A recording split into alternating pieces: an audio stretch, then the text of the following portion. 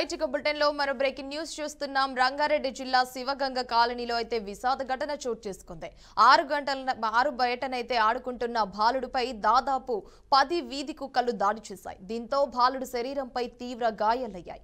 వెంటనే స్పందించిన కాలనీ వాసులు బాలుడిని నల్లకుంట హాస్పిటల్ కి అయితే తరలించారు. సమాచారం అందుకున్న మాన్సరాబాద్ కార్పొరేటర్ ఘటన స్థలానికి చేరుకొని పరిస్థితిని పరిశీలించారు. చాలా ప్రాంతాల్లో వీధి కుక్కల దాడులు జరుగుతున్నప్పటికీ జీహెచ్ఎంసీ అధికారులు పట్టించుకోవడం లేదని కాలనీ వాసులు ఆగ్రహం వ్యక్తం చేస్తున్నారు. ఇప్పటికైనా అధికారులు స్పందించి వీధి కుక్కల సమస్య పరిష్కారం చేయాలని కూడా కోరారు.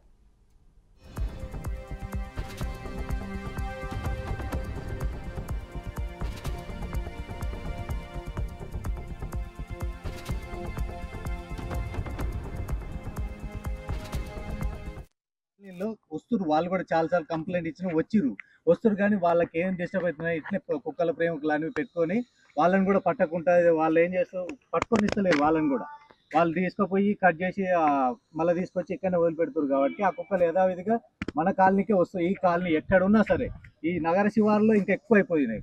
కాబట్టి ఇంకా మన శివమిల్స్ రోడ్లో ఇంకా చాలా ఎక్కువ ఉన్నాయి ఆడ. కాబట్టి మీరు ఈ కుక్కల ప్రేమికులని ఇవన్నీ అనకూడదు. కాబట్టి కుక్కల్ని ఏదైనా కంట్రోల్ చేయాలని మేము కోరుకుంటున్నాం.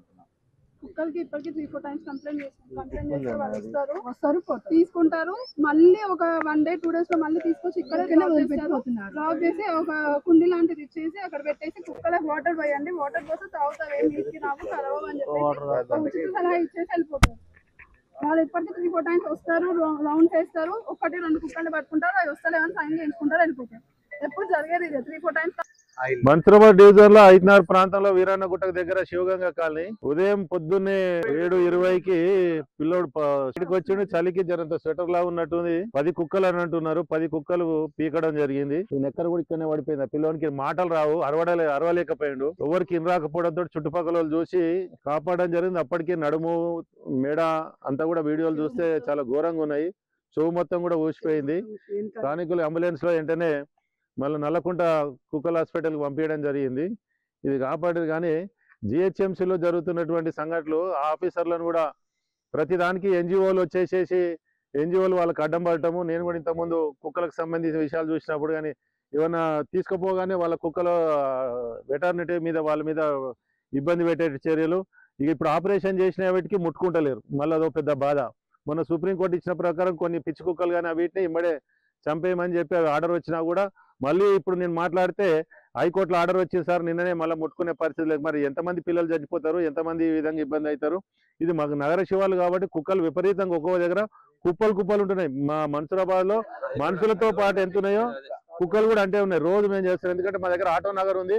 ఆటో నగర్లో విచ్చలబీడిగా అక్కడ చెత్త చెదారం ఉండడంతో ఆహారం దొరకడంతో ఈ విధంగా జరుగుతున్నాయి.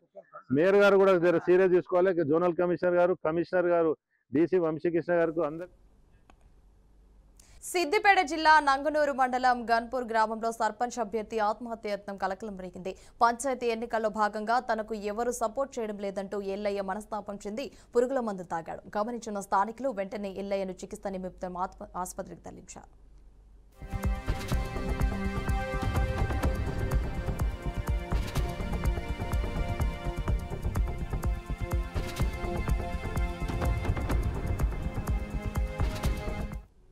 సిద్దిపేట జిల్లా నంగనూరు మండలం గన్పూర్ గ్రామంలో సర్పంచ్ అభ్యర్థి ఆత్మహత్య యత్నం కలకలం రేపింది. పంచాయతీ ఎన్నికల్లో తనకు ఎవరు సపోర్ట్ చేయడం లేదంటూ ఎల్లయ్య మనస్తాపానికి గురై పురుగుల మందు తాగాడు. గమనించిన స్థానికులు వెంటనే ఎల్లయ్యనైతే చికిత్స నిమిత్తం ఆసుపత్రికి తరలించారు.